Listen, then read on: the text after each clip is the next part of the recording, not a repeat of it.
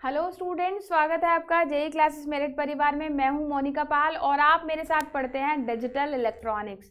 तो स्टूडेंट सभी बच्चे जल्दी से लाइव जुड़ जाइए और जो बच्चे लाइव नहीं हैं उनको जल्दी से हमारी क्लास शेयर कर दीजिए ताकि वो भी हमारे साथ लाइव जुड़ जाइए।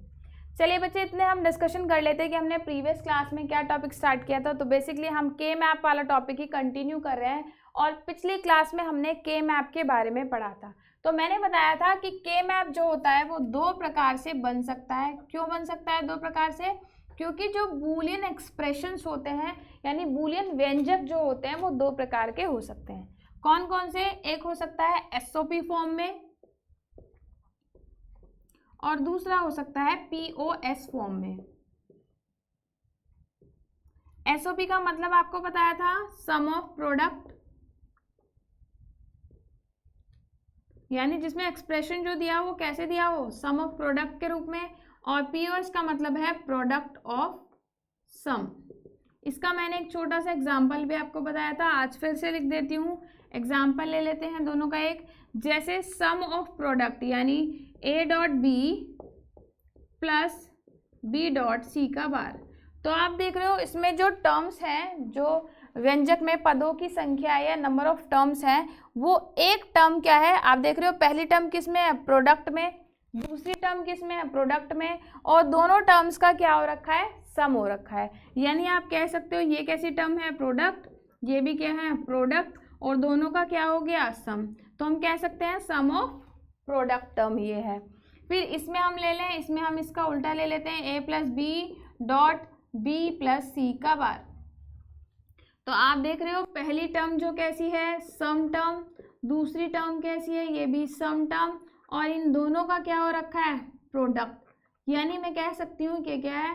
Product of some. यानी जो टर्म्स हैं वो सम के रूप में है और उनका फिर बाद में क्या कर दिया? प्रोडक्ट। तो इसलिए इसको कहा पीओएस, प्रोडक्ट ऑफ सम। तो मैंने आपको ये भी चीज़ बताई थी कि यूजुअली जो हम यूज़ करते हैं, जो एक्सप्रेशन लिखे होते हैं वो एसओपी फॉर्म में ज़्यादातर लिखे होते हैं। तो अभी जो हम के मैप डिस्कस कर रहे थे वो हम डिस्कस कर रहे थे के मैप 4। ये हिंदी इंग्लिश में मैं भी कई बार कंफ्यूज हो जाती हूँ कि हिंदी लिखनी है या इंग्लिश लिखनी है। चलिए, के मैप हम पढ़ रहे हैं कौन से मेथड के लिए? एसओपी के लिए।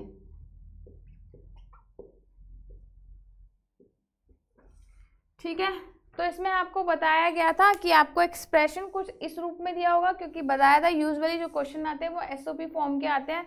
हालांकि आपको बुक में पीओएस मेथड के क्वेश्चंस बहुत कम मिलेंगे, एक्सप्लेन ही नहीं किया हुआ पीओएस मेथड क्या होता है, बट हम आपको पीओएस मेथड के क्वेश्चन भी कराएंगे। एक और इम्पॉर्टेंट बात मैंने आपको बताई थी, मैं यहाँ पर लिखना मिस कर गई, कि जो एसओपी है उसे हम क्या कहते हैं? मिन टर्म मेथड भी कहते हैं और पीओएस को मैक्स टर्म मेथड भी कहते हैं।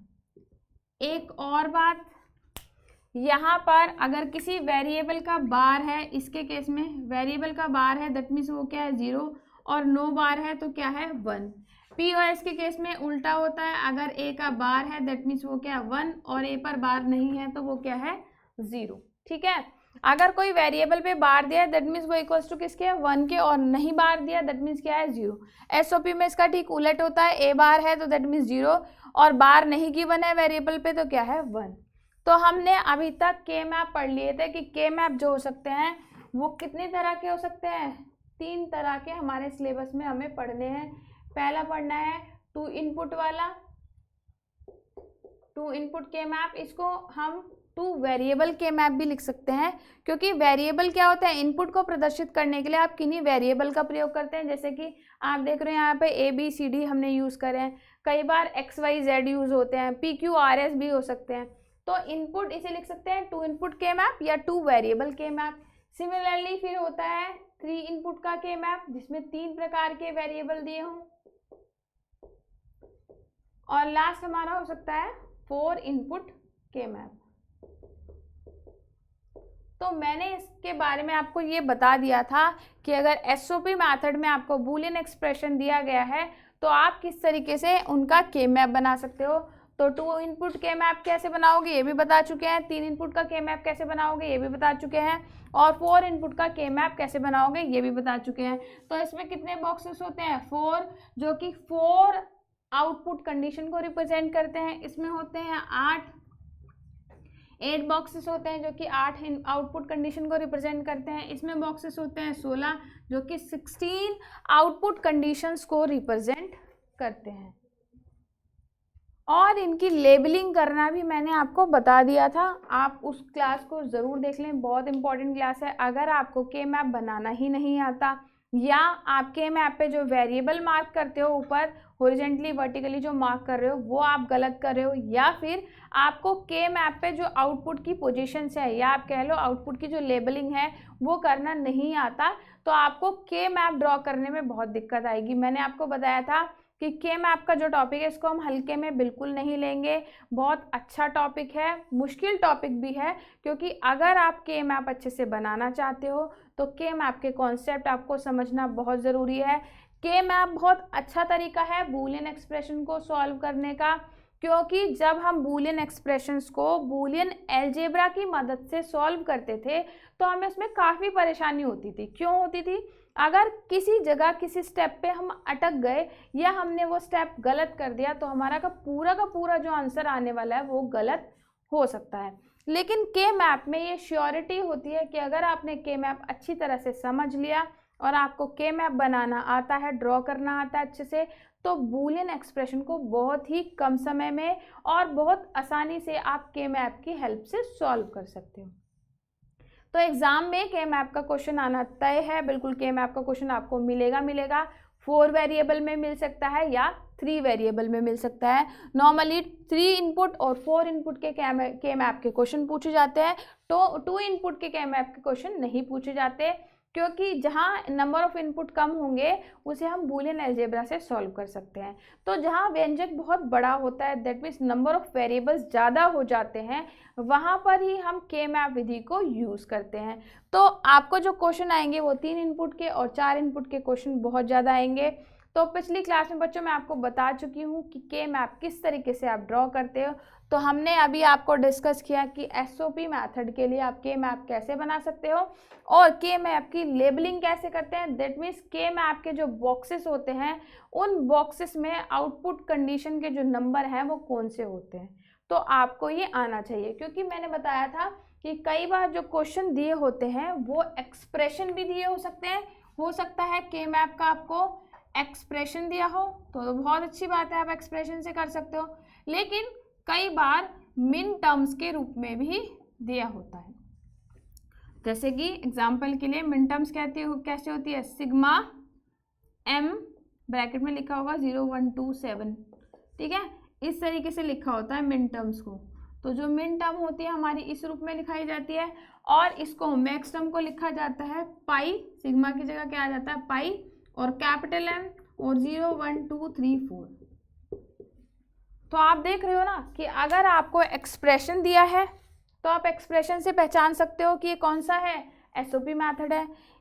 इसके एक्सप्रेशन से आप पहचान सकते हो कि कौन सा है, पीओएस मेथड है। सिमिलरली अगर आपको एक्सप्रेशन ना दिया हो, आपको मिन टर्म या मैक्स टर्म के रूप में दिया हो तो भी आप पहचान सकते हो। जैसे अगर सिग्मा लिखा है और उसके साथ स्मॉल एम लिखा है और आगे ये जो दी है ना ये आउटपुट की कंडीशन है, बेसिकली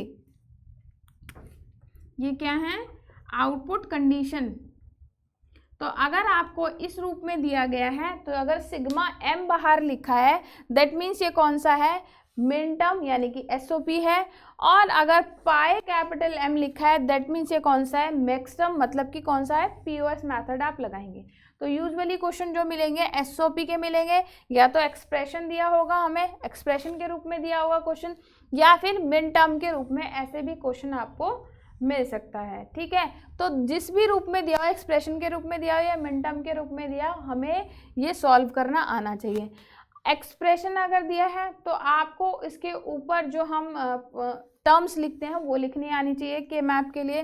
जैसे बताया था यहाँ पर लिखते हैं 2 इनपुट का, मैं बना देती हूँ। तो ये क्या था, ए बार ए, यहाँ पर क्या था, बी बार बी। तो ये ऊपर जो हम एक्सप्रेशन लिखते हैं ये आपको लिखने आने चाहिए अगर एक्सप्रेशन के रूप में दिया है, और अगर मिन टर्म्स के रूप में दिया है तो आपको के मैप की लेबलिंग, दैट मीन्स के मैप में जो पर्टिकुलर बॉक्स होता है वो कौन सी आउटपुट कंडीशन को रिप्रेजेंट करता है, ये आपको आना चाहिए। ठीक है, तो वो हम प्रीवियस क्लास में ऑलरेडी हम आपको बता चुके हैं, तो आप वो क्लास ज़रूर देख लें। मैं आपको इस चीज़ के लिए बहुत ज़्यादा इंसिस्ट कर रही हूँ इस टाइम कि आप प्रीवियस क्लास ज़रूर देख लें। जब तक आपको के मैप का बेसिक कॉन्सेप्ट क्लियर नहीं होगा, आप के मैप के क्वेश्चन नहीं कर पाएंगे।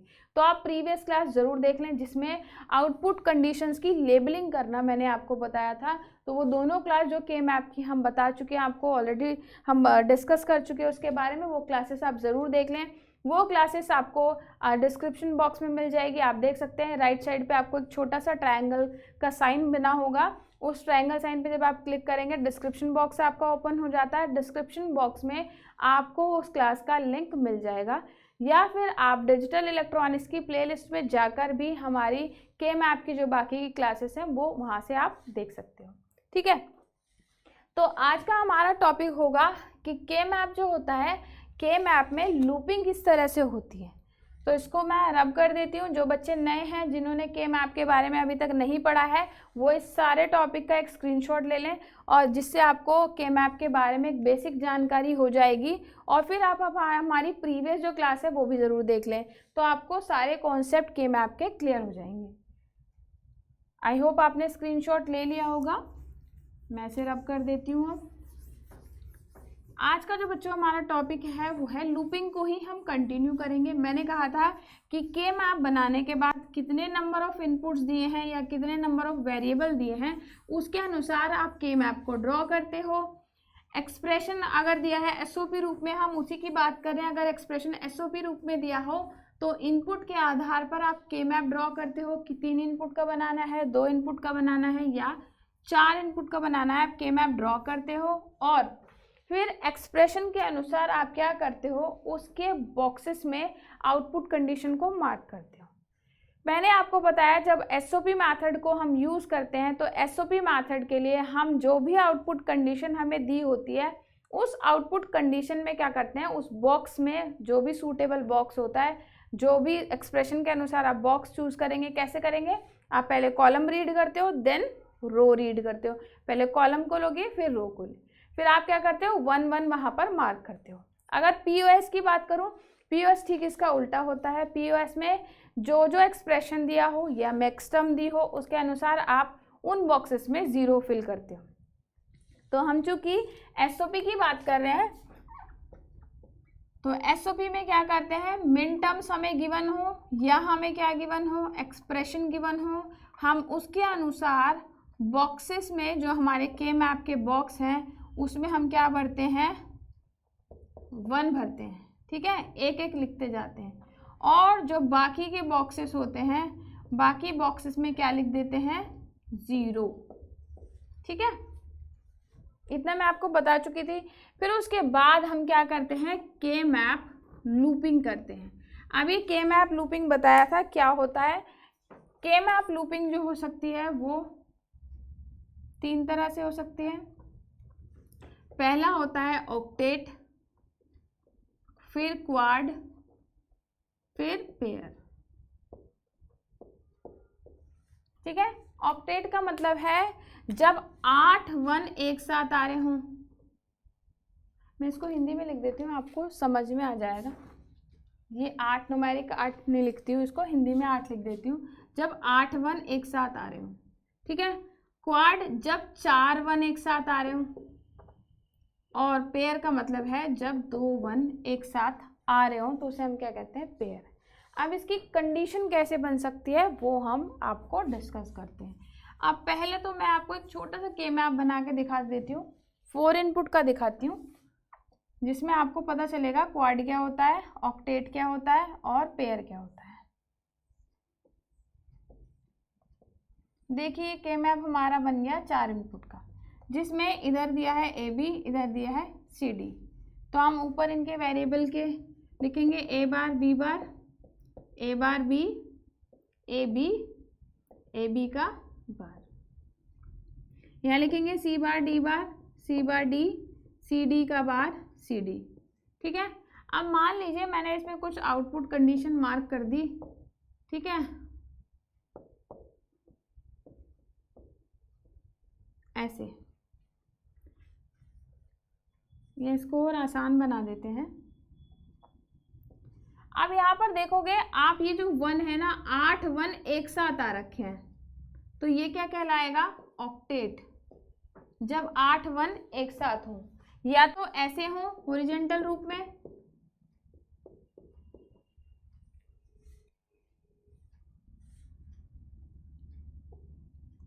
ऐसे हो, या वर्टिकली हो।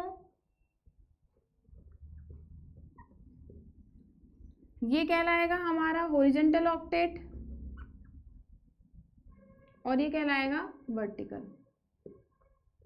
दो तरह से बन सकते हैं, यानी 4 1, आप देख लीजिए अगर ये कंडीशन ऐसे होती, यहाँ भी होते, तो ये क्या बन जाता? वर्टिकल। 4 8 कितनी बार, 1 कितनी बार आ रहा है? 8 बार। इस वाले में आप देख रहे हो कितनी बार आ रहा है? यहाँ भी 8 बार। तो जब 8 1 एक साथ आए तो उसे हम कहते हैं ऑक्टेट। ठीक है। इसी तरह से जब हमारे 4 1 एक साथ आए, कैसे आए? ऐसे आए, तो ये क्या हो गया हमारा? ऑक्टेट। या ऐसे आए, तो ये क्या हो गया? ऑक्टेट। या ऐसे आए, सॉरी क्वाड, या ऐसे आए वर्टिकल में, तो ये क्या बन गया? क्वाड। तो ये कंडीशन होती है हमारी क्वाड की। ठीक है, ये क्वाड बन सकता है। फिर बात करते हैं पेयर की। पेयर कैसे होगा? या तो ऐसे होगा या ऐसे होगा, तो ये क्या बन जाता है? पेयर। तो आपको आई होप ये बात समझ में आ गई होगी, ऑक्टेट, क्वाड और पेयर क्या होता है। ठीक है, तो जब हमारे 2 1 एक साथ आए तो वो क्या कहलाता है? पेयर। जब हमारे 4 1 एक साथ आए तो क्या कहलाता है? क्वाड। और जब हमारे 8 1 एक साथ आते हैं तो वो कहलाता है हमारा ऑक्टेट। मैंने आपको बताया था यूजुअली जो हम कोशिश करते हैं, आपका के मैप उतना ज़्यादा आसान बनेगा जितने ज़्यादा आप उसमें क्या करोगे? ऑक्टेट बनाने की कोशिश करोगे। अगर आप चाहते हो एक्सप्रेशन सिंप्लीफाइड रूप में आए तो आप कोशिश कीजिए सबसे पहले ऑक्टेट बन जाए। अगर ऑक्टेट नहीं बनता तब आप कोशिश कीजिए क्वाड बन जाए। अगर क्वाड भी नहीं बनता तब कोशिश कीजिए पेयर बनाइए। तो आप ये कोशिश करेंगे कोई भी 1 सिंगल 1 ना रह जाए। अगर आप कोशिश करें कि कोई भी 1 हो उसका या तो पेयर बन जाए, क्वाड बन जाए या ऑक्टेट बन जाए। ठीक है। अब क्वेश्चन ये बनता है कि जब भी हमारा पेयर बने, क्वाड बने या ऑक्टेट बने, या सिंगल कोई 1 रह जाए, कोई अकेला 1 रह जाए, ऐसे कोई अलोन हो 1 अकेला रह जाए, तो उसके केस में हम एक्सप्रेशन कैसे लिखते हैं और किस किस अनुसार क्वाड और पेयर बन सकते हैं और कैसे ऑक्टेट बन सकता है, वो मैं आपको बताती हूँ। तो हम आपको ऑक्टेट, क्वाड और पेयर बनने की कंडीशन बताएंगे। अब मान लीजिए हम 4 इनपुट का लेते हैं, क्योंकि ऑक्टेट जो मोस्टली बनता है वो 4 इनपुट के मैप में ही बनता है। तो हमने 4 इनपुट का एक के मैप ड्रॉ कर लिया। ठीक है। अब आप ये देखिए कि ऑक्टेट बनने की कंडीशन कैसे कैसे हो सकती है। पहले तो 1 2 3 4, 1 2 3 4, आप देख रहे हो ये क्या बन गया? एक ऑक्टेट बन गया। ठीक। दूसरी कंडीशन क्या बन सकती है? यहां बना देती हूं मैं।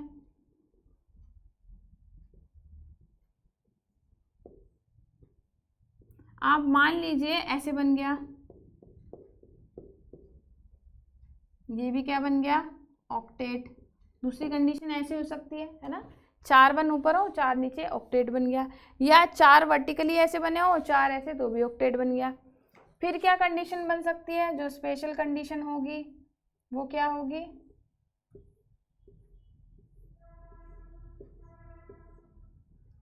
मान लीजिए यहाँ पर 4 1 है और नीचे भी 4 1 है, तो ऐसे भी इनका ऑक्टेट बन सकता है। ठीक है। हम मानते हैं ये 4 नीचे हो गए, 4 1 और 4 ऊपर, तो हम मानते हैं कि कनेक्टेड है, और 4 1 ये, 4 1 ये, तो ये भी क्या कहलाएगा? एक ऑक्टेट कहलाएगा। ठीक है। एक और कंडीशन बना देते हैं।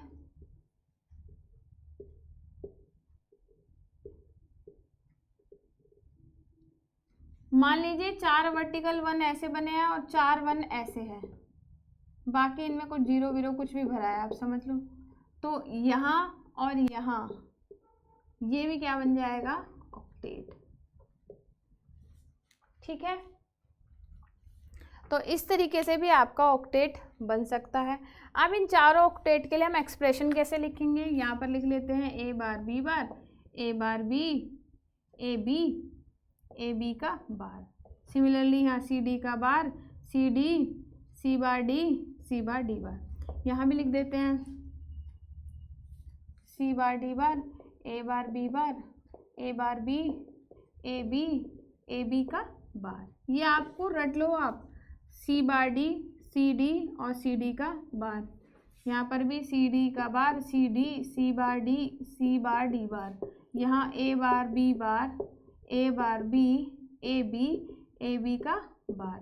सिमिलरली यहाँ भी लिख देंगे C bar D bar, C bar D, C D, C D का बार। यहाँ पर भी A bar B bar, A bar B, A B और ए बी का बार।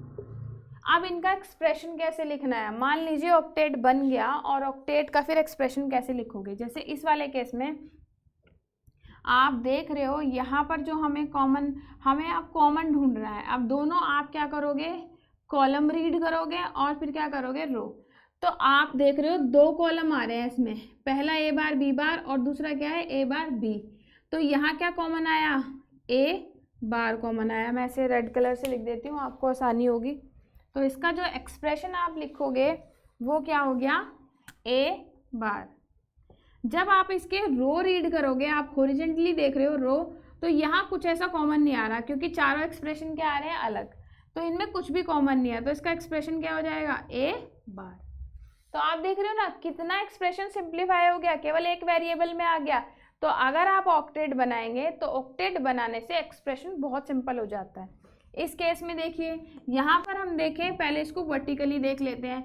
वर्टिकली कुछ कॉमन इसमें नहीं आ रहा, लेकिन हॉरिजॉन्टली आप देखो तो इसमें क्या कॉमन आ गया, सी बार। तो इसका एक्सप्रेशन क्या हो गया, सी बार। फिर आप इस वाले केस में देखो, पहले इसका वर्टिकली देखते हैं। वर्टिकली यानी कॉलम्स में देखते हैं। कॉलम्स में कुछ कॉमन नहीं है, चारों अलग अलग हैं। लेकिन फिर इनकी रो को हम रीड करेंगे तो रो में इसमें क्या है, सी बार डी बार और यहाँ क्या है, सी डी का बार। तो यहाँ क्या कॉमन आ गया, डी बार। चौथे वाले केस में देखते हैं। इसमें आप देख रहे हो पहले कॉलम रीड करो, तो कॉलम, एक कॉलम तो ये हो गया, एक कॉलम ये, इस कॉलम में भी बी बार है, इस कॉलम में भी बी बार है, यानी इनमें क्या कॉमन आ गया, बी बार। लेकिन रो, चारों रो में आप देखो रो में कुछ कॉमन नहीं है, तो इसका एक्सप्रेशन क्या आ गया, बी बार। तो इस तरीके से आप क्या करेंगे, लूपिंग करेंगे और लूपिंग करते वक्त कोशिश करेंगे कि सबसे बड़ा से बड़ा लूप बने, दैट मीन्स ऑक्टेट बने। और ऑक्टेट बनने की ये सिचुएशंस हो सकती हैं, इस कंडीशन में ऑक्टेट बन सकता है। आप ऑक्टेट बनाने के बाद फिर क्या करें, उसका एक्सप्रेशन लिखें। एक्सप्रेशन कैसे लिखेंगे, पहले कॉलम को रीड करेंगे, देखेंगे कोई वेरिएबल कॉमन है, फिर आप रो को रीड करेंगे, फिर देखेंगे कि कोई कुछ कॉमन है या नहीं। सिमिलरली इसका जो हमारा एक्सप्रेशन आया, ए बार आया, सिमिलरली इसमें सी बार आया, इसके केस में हमारा डी बार आया और इसके केस में बी बार आया। तो आपके ऑक्टेट बनाने की कंडीशन के अनुसार आपका एक्सप्रेशन निकल कर आ जाता है। तो ये चार कंडीशन हमारी ऑक्टेट बनने की कंडीशन को बताते हैं। इसको आप नोट कर लें, स्क्रीनशॉट ले लें, क्योंकि मैं आपको अब क्वाड बनाने की कंडीशन बताने वाली हूँ और क्वाड का एक्सप्रेशन कैसे लिखते हैं। तो इसको मैं मिटा देती हूँ।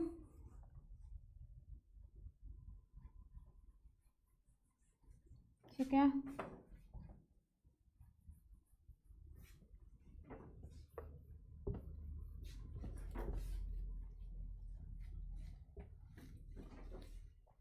हम फिर से 4 इनपुट का ही के मैप ले लेते हैं। ठीक है, हम इसमें बात करते हैं हम क्वाड बनाने की।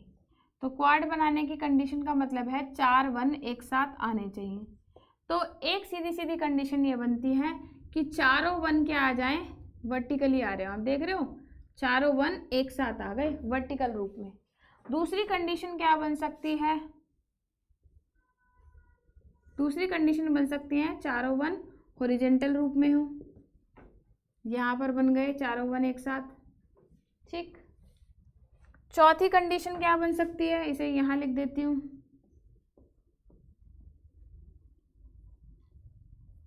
चौथी कंडीशन होती है ऐसे हो, स्क्वायर के फॉर्म में हो चारों। ठीक, पांचवी कंडीशन क्या बन सकती है, सॉरी तीसरी कंडीशन के बाद चौथी कंडीशन ऐसे बन सकती है, 2 1 इधर हो और 2 1 आपने ऐसे ले लिए। ठीक। या फिर एक कंडीशन आपकी बनी कि आपने 2 1 आपको ऐसे दिखाई दे रहे हो और 2 1 ऐसे, तो आप क्या करें, यहाँ से बना सकते हो।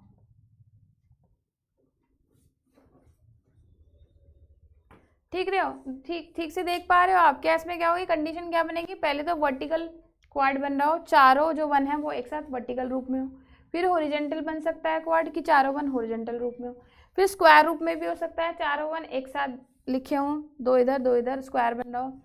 फिर स्पेशल कंडीशन जो बन सकती है कि 2 ऊपर वाली रो में दिए हुए, 2 नीचे वाली में, तो आधी रो आप ऊपर से मानेंगे और आधी नीचे से।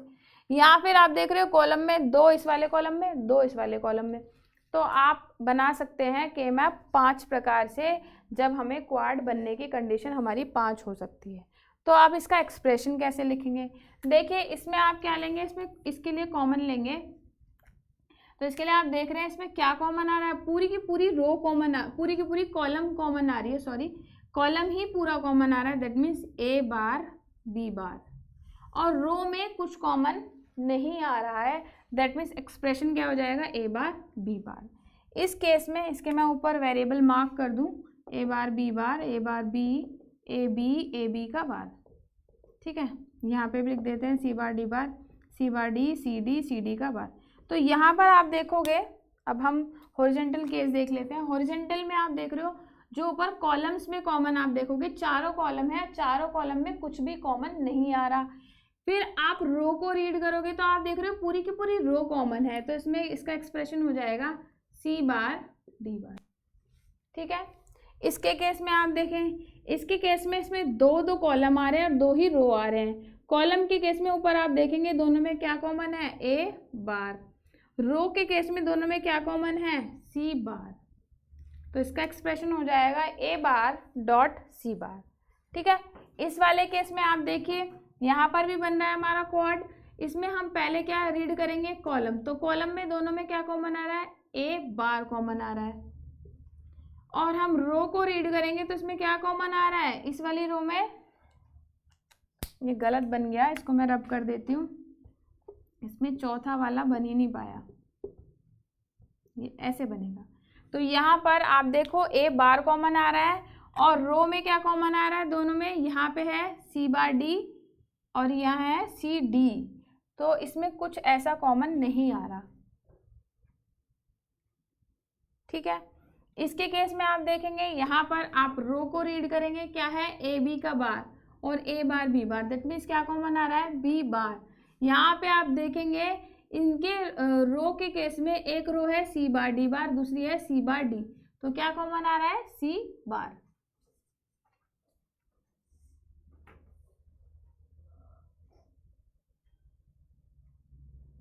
इसमें मैं मिस कर गई, इसमें हमेशा जो एक्सप्रेशन आएगा ध्यान रखिए, ऑक्टेट में जो एक्सप्रेशन आएगा वो सिंगल वेरिएबल के रूप में आएगा, ठीक है। और आप देख रहे हो जितने भी क्वाड की कंडीशन हो रही है इसमें 2 वेरिएबल आ रहे हैं, तो इसमें दूसरा वेरिएबल भी आएगा, फॉर श्योर आएगा ही। पहले में ए बार और रो में आप देखोगे क्या कॉमन आ रहा है, डी बार। तो याद रखना ऑक्टेट के एक्सप्रेशन में एक ही वेरिएबल होगा, क्वाड के एक्सप्रेशन में 2 वेरिएबल होंगे, पेयर के एक्सप्रेशन में 3 वेरिएबल होंगे, यानी जितना ज़्यादा लूप छोटा होता जाएगा एक्सप्रेशन बड़ा होता जाएगा। इसलिए आपसे कहा गया था कि आप कोशिश करेंगे ऑक्टेट बनाएं, क्योंकि जितने ज़्यादा नंबर ऑफ ऑक्टेट बनेंगे उतना एक्सप्रेशन क्या आएगा, सिंपल आएगा। ऑक्टेट नहीं बनता, कोशिश कीजिए क्वाड बने, एक्सप्रेशन फिर कम वेरिएबल में आएगा। अगर आप पेयर बनाएंगे तो फिर थोड़े और ज़्यादा वेरिएबल हो जाएंगे। तो हम देख रहे हैं क्वाड की कंडीशन में नंबर ऑफ वेरिएबल जो आ रहे हैं वो 2 आ रहे हैं। तो ये हमारी हो गई क्वाड की कंडीशन। इसके बाद बच्चों हम बात करते हैं पेयर की कंडीशन, इसे आप नोट कर लीजिए। ये एक्चुअली आपको क्लियर जब ही होगा जब आप क्या करेंगे, इसके क्वेश्चन लगाएंगे, बट बीइंग अ टीचर मेरी ड्यूटी बनती है कि मैं आपको थ्योरी भी बेसिक से क्लियर करूं, ताकि आपको के में आपके कॉन्सेप्ट अच्छे से क्लियर हो जाए, ठीक है। तो हम इसे अभी रब कर देते हैं, हम पेयर की बात करते हैं कि हमारे पेयर कैसे बन सकते हैं। ये मैं सारा ही रब कर देती हूँ। पेयर का मतलब है जब 2 1 एक साथ हों तो उसे हम कहते हैं पेयर, ठीक है। पेयर का जो एक्सप्रेशन आता है वो 3 वेरिएबल में आता है। पेयर कितने प्रकार से बन सकते हैं ये आप देख लीजिए।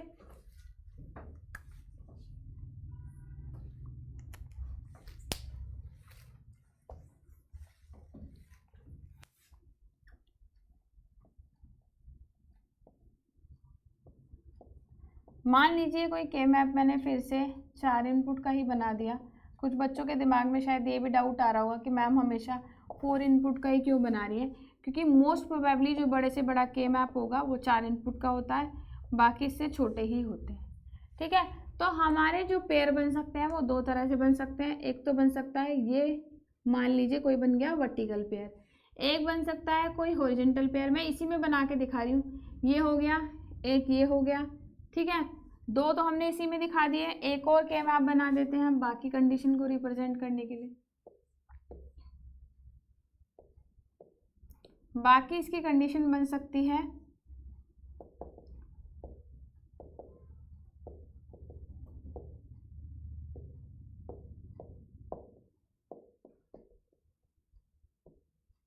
जैसे एक 1 यहाँ हो और एक 1 यहाँ, तो आप देख रहे हो ऐसे भी क्या बन सकता है, पेयर बन सकता है हॉरिजॉन्टल पेयर। और वर्टिकल पेयर कैसे बन सकता है, चौथी कंडीशन हम ऐसे दिखा सकते हैं, एक 1 यहाँ हो एक 1 यहाँ हो, तो ऐसे और ऐसे भी पेयर बन सकता है। तो इन चारों केसेस के लिए हम एक्सप्रेशन कैसे लिखेंगे, आप देख रहे हो वर्टिकल पेयर के लिए जो कंडीशन है वो हमारी हो सकती है इस तरह की, जब यहाँ कोई हमारा एक कॉमन पूरा कॉलम एक कॉलम पूरा कॉमन आ रहा हो तो हम ये वाली कंडीशन को कंसिडर करते हैं। तो आप इसमें देखेंगे कि जो कॉलम पूरा का पूरा कॉमन आ रहा है, इसका एक्सप्रेशन मैं यहाँ लिख देती हूँ, ये आ गया a बार b बार, पूरा का पूरा कॉलम ही कॉमन आ रहा है। ठीक, लेकिन जब हम रो को रीड करते हैं हॉरिजॉन्टली, जब इसको रीड करते हैं तो आप देख रहे हो इसमें c बार भी कॉमन आ रहा है दोनों में। तो आपने देखा कि जब हमने क्वाड बनाया एक वेरिएबल आया, हमने ऑक्टेट बनाया एक वेरिएबल आया, क्वाड बनाया 2 आए, और जब हमने पेयर बनाया तो 3 टर्म्स आ रहे हैं। तो हमने क्या करा, ये लिख लिया। इस तरह के केस में जब हॉरिजॉन्टल पेयर बन रहा हो तो आप देखोगे इनके कॉलम में क्या कॉमन आ रहा है, ए, पहले कॉलम को रीड करा, दोनों में क्या कॉमन आ रहा है, ए, फिर हमने रो रीड करी तो रो पूरी की पूरी कॉमन आ रही है, तो क्या आ गया, ACD। सिमिलरली इस वाले केस में आप देख रहे हो पूरा कॉलम जो है ये है, जो कि है AB, और इसकी रो देखोगे इसमें C बार D बार और इस वाले में CD बार, तो यहाँ पे क्या आ गया, D बार। इस वाले केस में आप कॉलम रीड करोगे क्या आ रहा है, AB बार। ठीक है, और ये वाला कॉलम आ रहा है AB बार और ये वाला कॉलम है A bar B bar. That means क्या कॉमन आ रहा है दोनों में, B बार, यहाँ पर भी B बार है, यहाँ पर भी, और रो पूरी की पूरी ही कॉमन है, तो इसका एक्सप्रेशन हो जाएगा ये।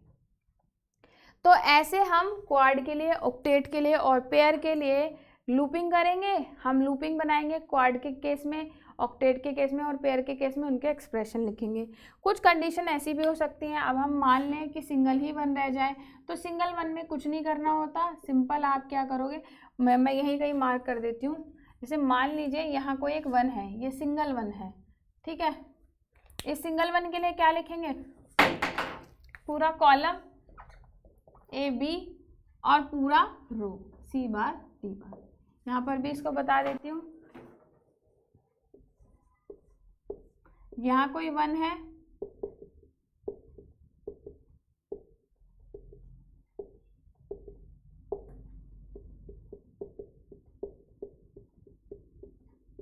ठीक है, अब ये सिंगल ही 1 है, तो क्या करें, इसके केस में से एनसर्कल कर दें, इसका एक्सप्रेशन क्या हो जाएगा, AB बार, सीधे कॉलम का एक्सप्रेशन लिखें और फिर रो का। तो आपने देखा कि जब हमारा ऑक्टेट होता है तो ऑक्टेट के केस में सिंगल वेरिएबल आता है और क्वाड के केस में हमारा 2 वेरिएबल का एक्सप्रेशन आता है, पेयर के केस में 3 वेरिएबल आते हैं और सिंगल 1 के केस में 4 आते हैं। तो आप देख रहे हैं ना, लूप जितना बड़ा होगा एक्सप्रेशन उतना छोटा होगा। इसीलिए आपको कहा गया था जब आप के मैप को सिंप्लीफाई, के मैप के क्वेश्चन लगाए या के मैप से एक्सप्रेशन को सिंप्लीफाई करें तो उस केस में बड़े से बड़ा लूप बनाए। जितने बड़ा लूप आपका बनेगा उतना एक्सप्रेशन आपका छोटा आएगा। तो आई होप आपको आज का टॉपिक बहुत अच्छे से क्लियर हो गया होगा, जिसमें हमने आपको बताया कि के मैप में लूपिंग किस तरह से कर सकते हैं, किस तरह से ऑक्टेट बनने की कंडीशन हो सकती है, किस तरीके से क्वाड बनने की कंडीशन आ सकती है और किस तरीके से पेयर की या सिंगल 1 की कंडीशन हो सकती है, और इन सभी कंडीशन के लिए आप किस तरीके से एक्सप्रेशन को लिख सकते हो। तो अगली क्लास में स्टूडेंट्स हम सीखेंगे कुछ के मैप की प्रॉब्लम को हल करना। हम के मैप के कुछ इंपॉर्टेंट क्वेश्चन लेकर आएंगे और के मैप के SOP मेथड से क्वेश्चंस को सॉल्व करना सीखेंगे। बहुत ही इंपॉर्टेंट टॉपिक है, क्लास आपको बिल्कुल भी मिस नहीं करनी है, किसी भी रिस्क पे आपको क्लास लेनी ही लेनी है ज़रूर, क्योंकि के मैप के क्वेश्चन बहुत इंपॉर्टेंट है, आपको अभी भी काम आने वाले हैं और कंपटीशन में भी आपका पीछा बिल्कुल नहीं छोड़ने वाले हैं। तो के मैप के क्वेश्चन को बहुत अच्छे से समझना है। तो अगली क्लास में हम के मैप के बहुत इंपॉर्टेंट कुछ क्वेश्चंस लेकर आएंगे, एसओपी पर आधारित क्वेश्चंस लेकर आएंगे, ठीक है, और उसके बाद फिर हम आपको पीओएस मेथड के भी कुछ क्वेश्चन कराएंगे। तो चलिए आज के लिए मुझे इजाज़त दीजिए। Thank you so much. जय हिंद, जय भारत।